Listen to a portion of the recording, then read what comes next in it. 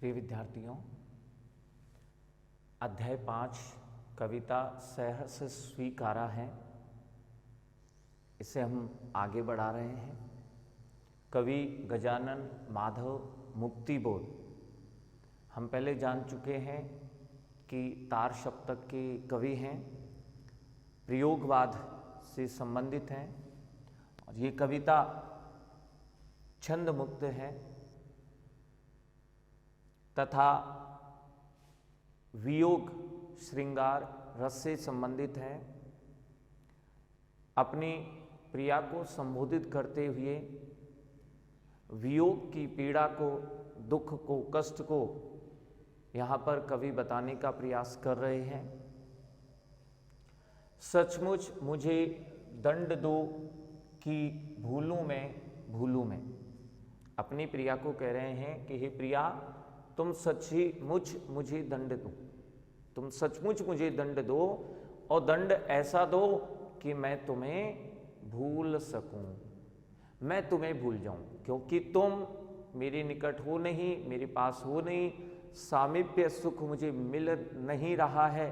इसलिए कोई तुम मुझे ऐसा दंड दो कि मैं तुम्हें भूल जाऊं, जिससे वियोग का कष्ट, पीड़ा मुझे नहीं हो। तो हे प्रिया, सचमुच मुझे तुम दंड दो कि मैं तुम्हें भूल सकूं। भूलूं मैं देखिए अनुप्रास अलंकार है।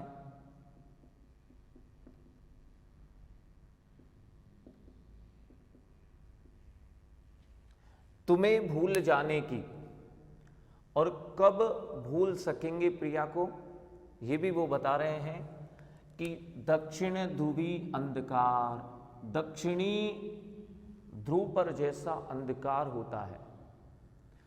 अमावस्या को भी हम जानते हैं, अमावस्या को भी अंधकार होता है। दक्षिणी ध्रुव जैसा अंधकार और अमावस्या जैसा अंधकार, ये दो बातें हैं। तो पहले इसके साथ इसका संयोग करेंगे कि दक्षिणी ध्रुव जैसा अंधकार मेरे हृदय में हो जाएगा, तब मैं तुम्हें भूल सकूंगा। तुम्हें भूल जाने की अर्थात तुम्हें मैं तभी भूल सकूंगा जब दक्षिणी ध्रुव जैसा अंधकार मेरे हृदय में हो जाएगा। अमावस्या की रात जैसा अंधकार, अमावस्या की रात जैसा अंधकार मेरे शरीर पर, चेहरे पर और अंतर यानी हृदय, अंतर हृदय, और मेरे हृदय में मैं स्वीकार कर लूंगा, पा लूंगा, छा जाएगा। अमावस्या की रात जैसा अंधकार मेरे शरीर पर, मेरे चेहरे पर और मेरे हृदय में छा जाएगा। तभी मैं झेलूं का मतलब सहन करना, और किसे? वियोग को।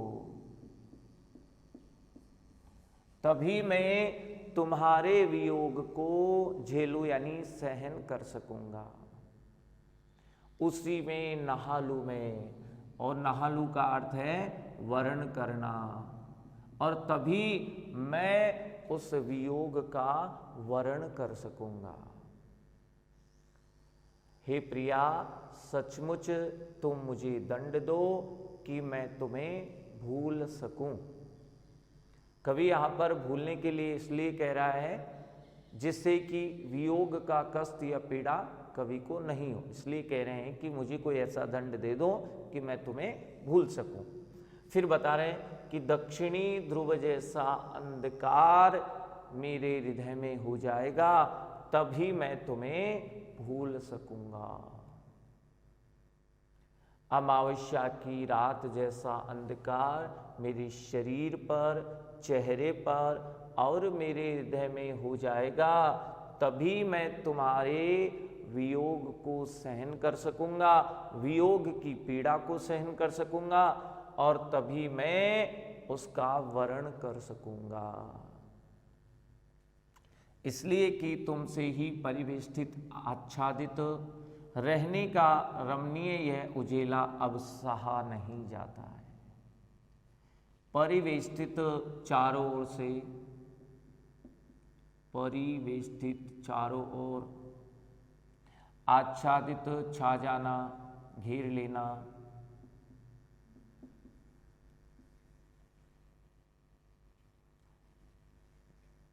तुमसे ही का अपनी प्रिया को संबोधित करके कह रहे हैं कि तुम्हारे प्रेम ने मुझे चारों ओर से घेर लिया है। छा जाना, घेर लेना। तुम्हारे प्रेम ने मुझे चारों ओर से घेर रखा है। रहने का रमणीय यह उजेला, रमणीय यानी सुंदर, उजेला, प्रेम का उजाला, प्रेम रूपी उजाला।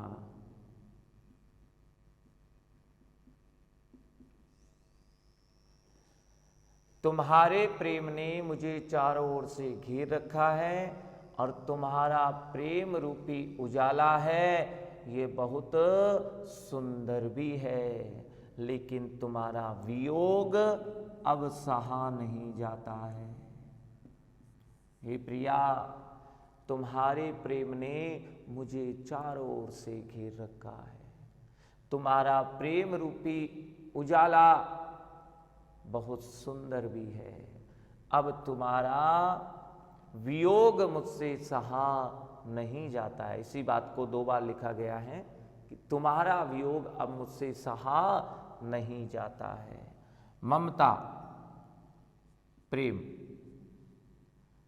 ममता के बादल अर्थात प्रेम रूपी बादल मंडराती मंडरा रहे हैं। तुम्हारे प्रेम रूपी बादल मेरे हृदय पर मंडरा रहे हैं। कोमलता, जो हृदय की कोमलता को भीतर अंदर से पिराते हैं, पीड़ित कर रहे हैं। पिराने का अर्थ है पीड़ित कर देना। हे प्रिया, तुम्हारे प्रेम रूपी बादल मेरे हृदय पर मंडरा रहे हैं और मेरे कोमल हृदय को अंदर से पीड़ित कर रहे हैं। और इसी पीड़ा के कारण अब मेरी यह आत्मा कमजोर और अक्षम यानी शक्तिहीन,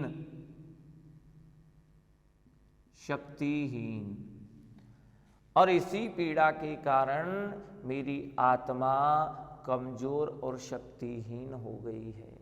यहाँ से प्रश्न बन सकता है कि कवि की आत्मा कमजोर और शक्तिहीन कैसे हो गई?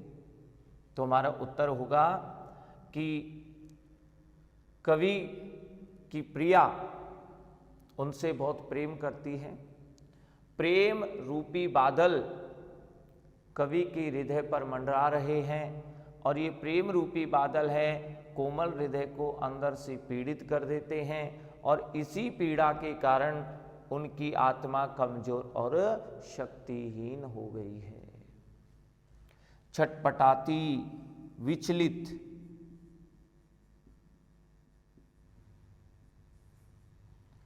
छाती को भवितव्यता, भविष्य की आशंका,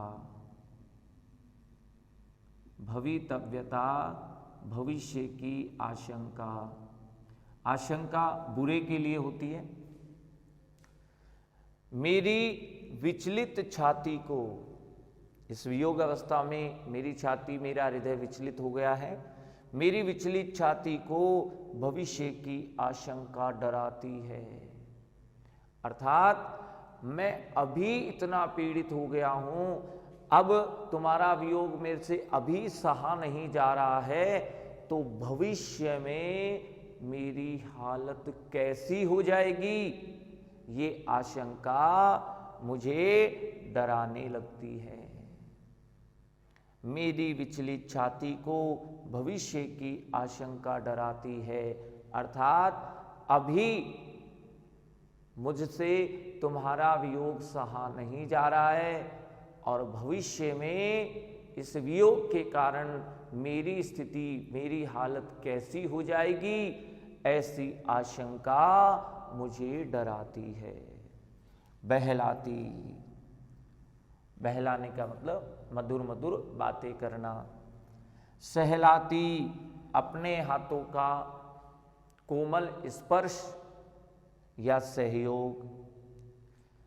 तुम मेरे साथ मीठी मीठी बातें करती थी, मधुर बातें हमारी चलती थी, प्रेम पूर्वक बातें चलती थी, और तुम्हारे हाथों का कोमल स्पर्श भी होता था। तुम मुझे सहारा भी देती थी, सहयोग भी देती थी। ये सब तुम्हारी आत्मीयता, ये तुम्हारी आत्मीयता अर्थात प्रेम पूर्वक व्यवहार, मित्रता, दोस्ती अब मुझसे बर्दाश्त नहीं होती है। अर्थात ये सब चीजें थी, लेकिन जब से तुम मुझे छोड़कर चली गई हो, मुझसे दूर चली गई हो, ये सब बातें मुझे याद आती है, तो मेरे से ये बर्दाश्त ही नहीं होता है। मैं इन सबको सहन ही नहीं कर पाता हूँ। तुम्हारी मधुर मधुर प्रेम पूर्वक बातें, तुम्हारे हाथों का कोमल स्पर्श और तुम्हारी आत्मीयता, तुम्हारी मित्रता, ये सब मुझे जब याद आती हैं, इन सबको मैं जब याद करता हूँ, तो फिर मेरे से ये सब बर्दाश्त नहीं होता है। मैं इन्हें नहीं संभाल पाता हूँ, मैं इन्हें सहन नहीं कर पाता हूँ। हे प्रिया, तुम सचमुच मुझे दंड दो, तुम सचमुच ही मुझे दंड दो कि हो जाऊं पाताली अंधेरे की गुहाओं में। पाताल के समान गुहा यानी गुफा, गुफाओं में। जैसे पाताल में अंधकार है, ऐसे गुफाएं भी जो अंधकार से युक्त है। तो पाताल के समान अंधेरी गुफाओं में, विवरो यानी बिलों में,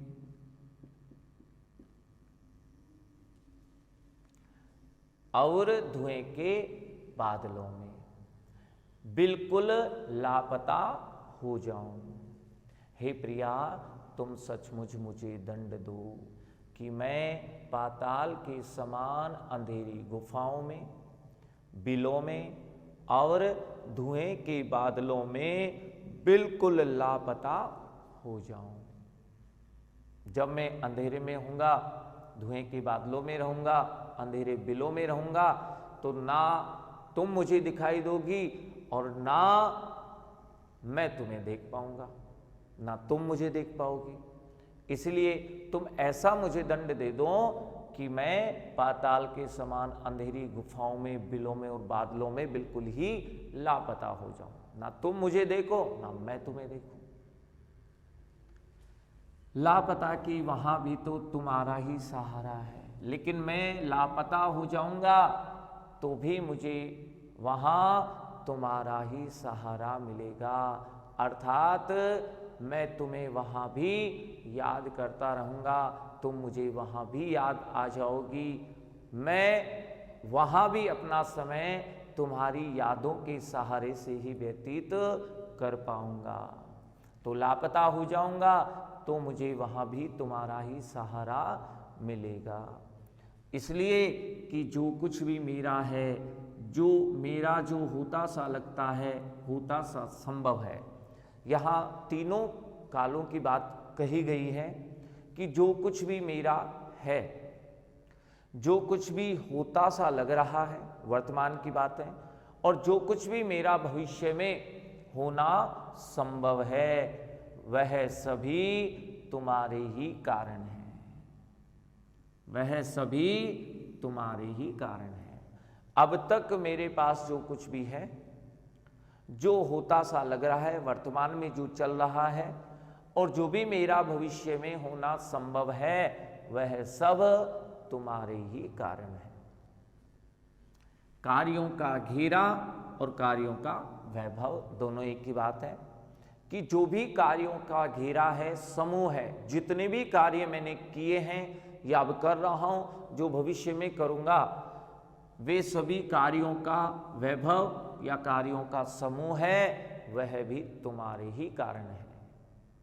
मेरे कार्यों का जो घेरा है, समूह है, जो भी मैंने पहले कार्य किए हैं, जो भी अब कर रहा हूं और जो भी भविष्य में करूंगा, इन समस्त प्रकार के कार्यों का समूह है या कार्यों का जो वैभव है, वो भी तुम्हारे ही कारण संभव हुआ है।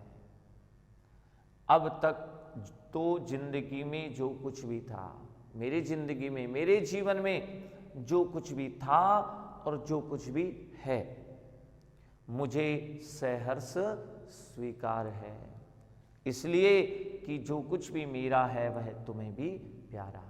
और जो कुछ भी मेरी जिंदगी में था और है, उन सबको मैं सहर्ष प्रसन्नता के साथ खुशी खुशी स्वीकार करता हूँ। और इसीलिए कर रहा हूँ कि ये जो कुछ भी मेरा है, हे प्रिया, तुम्हें भी प्यारा है।